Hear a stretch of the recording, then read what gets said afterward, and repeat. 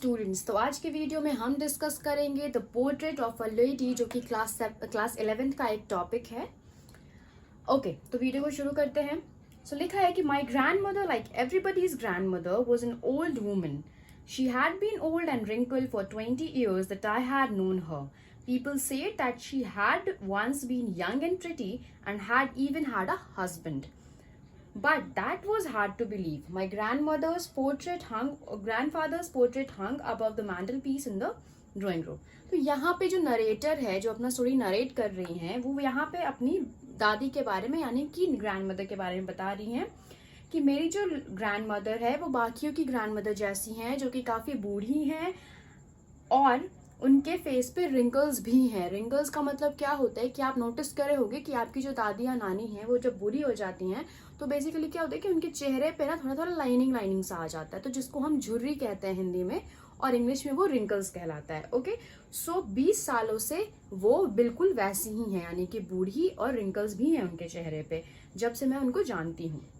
People said that she had once been young and pretty and had even had a husband. और लोग कहते हैं कि वो कभी बहुत सुंदर भी दिखती थी, बट मुझे नहीं पता, मैंने उनको कभी भी जवान में नहीं देखा है, बट लोग कहते हैं कि वो कभी कभी मतलब पहले काफ़ी सुंदर भी दिखती थी और उनके हस्बैंड भी थे। But that was hard to believe, but मेरे लिए वो काफ़ी मुश्किल था बिलीव करना, बिकॉज मैंने उनको कभी भी नहीं देखा था। My grandfather's portrait hung up off the mantelpiece is the drawing room. Okay, और मेरे ग्रैंडफादर का जो पोर्ट्रेट है वो कहाँ पे हंग किया हुआ है? मेरे ड्राइंग रूम में टंगा हुआ है। हंग का मतलब टंगा हुआ होना, वो टंगा हुआ है ड्राइंग रूम में। मैंटल पीस का मतलब होता है वुड या मार्बल। जब आप भी किसी फोटोज वगैरह को लगाते हो तो आप जनरली क्या करते हो कि शीशा होता है बाहर में और वो वुड का होता है और उसके अंदर आपका फोटो होता है, राइट? तो मैंटल पीस का मतलब होता है वुड या फिर मार्बल, जिसमें आपका फोटो लगा होता है। He wore a big turban and loose-fitting clothes. His long white beard covered the best part of his chest, and he looked at least 100-year-old. He did not look the sort of person who would have a wife or children. Okay, और वो उसके काफ़ी बड़े बड़े जो grandfather हैं उसके बारे में बता रही है नरेटर कि उनके काफ़ी बड़े बड़े दाढ़ी हैं। बियर्ड का मतलब दाढ़ी, जो कि उनके पूरे चेस्ट पे है, और वो टर्बन पहने हुए हैं एंड बहुत ही लूज फिटिंग कपड़ा पहने हुए हैं। एंड उनको देख के ऐसा लगता नहीं है कि उनकी वाइफ या बच्चे होंगे, उनको देख के बस ऐसा लगता है कि उनके ढेर सारे ग्रैंड चिल्ड्रन होंगे। ओके, यहाँ पे लिखा है कि he did not look a sort of person who had a wife or children. He looked as if he could only have a lots and lots of children, यानी कि ढेर सारे नाती पोते होंगे। ओके, ग्रैंड चिल्ड्रन का मतलब नाती या पोता होना। Okay, as for my grandfather being young and grandmother being young and pretty, the thought was almost revolting. Revolting का मतलब होता है disgusting। और मैं, अगर लोग मुझे कहें ये चीज़ बोलने को कि मेरी ग्रैंड मदर जो है वो यंग और प्रिटी है, तो ये मेरे लिए बहुत ही डिस्कस्टिंग बात है। मतलब मैं बिल्कुल इस चीज़ पे बिलीव नहीं कर सकती, बिकॉज मैंने कभी भी नहीं देखा। She often told us of games she used to play as a child. और वो हमें बताती भी है हमारी ग्रैंड मदर कि वो कौन कौन से गेम्स खेलती थी बचपन में। That seemed quite absurd and undignified on her part. We treated it like the fables of the prophets she used to tell us. Okay, absurd का मतलब होता है इनएप्रोप्रिएट। जब वो हमें बताती थी कि वो कौन कौन सी गेम्स खेलती थी तो वो हमें बहुत इनएप्रोप्रिएट, हमें बिल्कुल भी विश्वास नहीं होता था, अजीब लगता था।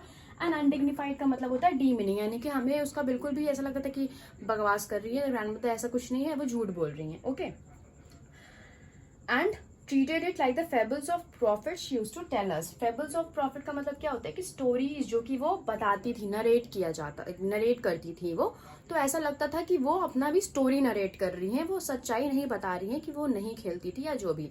ठीक है, तो यहाँ पे मतलब बेसिकली यही है कि ग्रैंड मदर जो भी वो बता रही हैं कि हम भी बचपन में काफ़ी खेलते थे, ये गेम्स खेलते थे, बट यहाँ पे ऑथर उस चीज़ को बिलीव नहीं कर पा रहा है, या फिर नरेटर जो नरेट कर रहा है स्टोरी का, वो इस चीज़ को बिलीव नहीं कर पा रहा है कि हमारी ग्रैंड मदर कभी यंग थी और ये सब गेम्स खेलती थी, तो उनको लग रहा है कि ये कहानी बना रही है हमारी grandmother. Okay, she had always been short and fat and slightly bent, और वो हमेशा छोटी, मोटी and slightly bent. Slightly bent का मतलब क्या होता है कि हल्की झुकी हुई थी। Her face was a criss cross of wrinkles running from everywhere to everywhere. Okay, and उनके फेस पे पूरा रिंकल्स था, यानी कि झुर्री भरा हुआ था हर एक जगह पे। Nose was we were certain she had always been as we had known her. Old, so terribly old, she could not have grown older, and she had stayed the same age from 20 years. यानी कि 20 सालों से मैं उनको देख रही हूँ और वो 20 सालों से बिल्कुल उनका सेम चेहरा ही लग रहा है, कोई फेस में चेंजेस नहीं लग रहा है, यानी कि उतना ही बूढ़ी और बहुत ज्यादा बूढ़ी। She could never have been pretty, but she always was beautiful.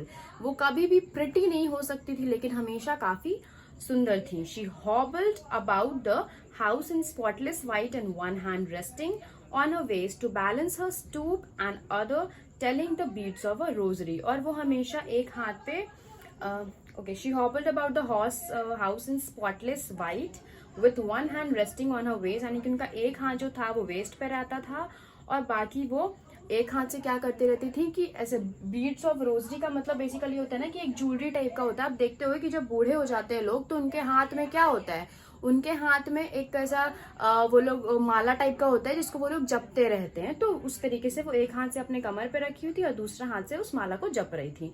Her silver locks were scattered untidily over her pale puckered face and her lips constantly moved in inaudible prayer. और वो हमेशा मतलब पेल का मतलब होता है पीली पीली, यानी कि हल्की पीली पीली दिखती थी और उनके जो लिप्स था यानी कि वो हर टाइम प्रेयर्स बोलते रहती थी। इनऑडिबल प्रेयर्स मतलब कि हमें आवाज तो नहीं आती थी बट वो हमें समझ में आता था कि वो कोई प्रेयर रिसाइट किए जा रही हैं। Yes, she was beautiful, she was like the winter landscape in the mountain, an expanse of pure white serenity breathing peace and contentment. और यस, वो बहुत काफी सुंदर भी थी और वो ऐसा वो मतलब उनको देख के ऐसा लगता था कि winter landscape in the mountain, जब आप माउंटेन पे जाओ और ठंड का टाइम हो उसका जो सीन होता है बिल्कुल उनको देख के वैसा लगता था, यानी कि वो कंपेयर कर रहे हैं कि वो काफी सुंदर थी बिल्कुल उसके जैसी। ओके, यहाँ पे कंटेनमेंट का मतलब क्या है, satisfaction. Okay, so serenity breathing peace and contentment यानी कि सेटिस्फैक्शन का मतलब उनको देख रहा था कि वाओ मतलब सेटिस्फाइड है। ओके, मतलब सेटिस्फैक्शन टाइप उनका चेहरा जो इतना ब्यूटीफुल था और उनको कंपेयर किया गया किससे, लैंडस्केप इन द माउंटेन से, और ऐसा लगता था कि बिल्कुल सेटिस्फाइड है। ओके, उसके बाद यहाँ पे लिखा है कि my grand mother and I were good friends, my parents left me with her when they went to live in the city, we were constantly together. Okay, तो बेसिकली इतना पढ़ के हमें ये समझ में आ रहा है कि यहाँ पे गांव की बात हो रही है। ओके, यहाँ पे नरेटर जो है वो अपने गांव के बारे में बता रहे हैं कि उनके फैमिली जो है वो सिटी चले गए बट वो नरेटर अपनी ग्रैंड मदर के साथ गाँव में ही है। तो वो लोग काफी अच्छे फ्रेंड्स हैं, यानी कि नरेटर और ग्रैंड मदर काफी अच्छे फ्रेंड्स हैं। और उनके पेरेंट्स कब छोड़ के चले गए, पेरेंट्स उनको छोड़ के चले गए सिटी एंड तब से वो दोनों साथ हैं, यानी कि नरेटर और ग्रैंड मदर तब से साथ में हैं।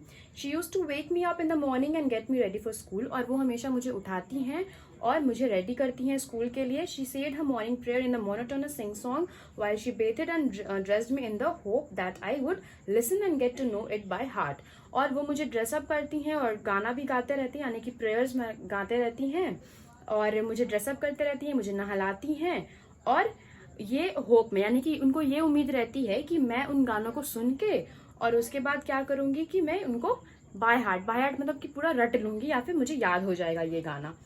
आई listen because I loved her voice but never bother to learn it. मैं सुनती तो जरूर थी उनका गाना बट कभी भी मुझे फर्क नहीं पड़ा कि हाँ मुझे याद कर लेना चाहिए, यानी मतलब मुझे बाय हार्ट याद कर लेना चाहिए। बट उनकी ग्रैंड मदर क्या चाहती थी, उनकी ग्रैंड मदर चाहती थी कि वो उनका प्रेयर सुने और उसको याद कर ले। बट उनका आवाज इतना अच्छा था, इतना अच्छा गाती थी जिसकी वजह से वो सुनती तो थी बट कभी भी याद नहीं किया उसने, इसको कभी भी मतलब इंटरेस्ट नहीं रहा प्रेयर्स को याद करने में। Then she would fetch my wooden slate which she had already washed and plastered with yellow check, a tiny earthen ink pot and a red pen, tie them in a bundle and hand it to me। और उसके बाद फिर अपना उसका सामान वगैरह सब कुछ स्लेट एंड ऑल चौक के साथ वगैरह सब कुछ ऐसे उनको इंक पॉट वगैरह सब कुछ ऐसे करके उसको दे देती थी ताकि वो स्कूल जाए। जैसे हमारी मम्मी कैसे होती हैं कि हमें बैग में कॉपी बुक्स वगैरह हमारे पैक कर देती हैं, मतलब जब रूटीन वगैरह जैसा होता है उसके अकॉर्डिंगली हमारा सब कुछ ऐसा पैक हो जाता है जब हम बच्चे होते थे तो, और उसके बाद फिर हम उसको टांग के बस चले जाते थे। तो इन द सेम मैनर कि वो भी उनका सारा मटेरियल्स वगैरह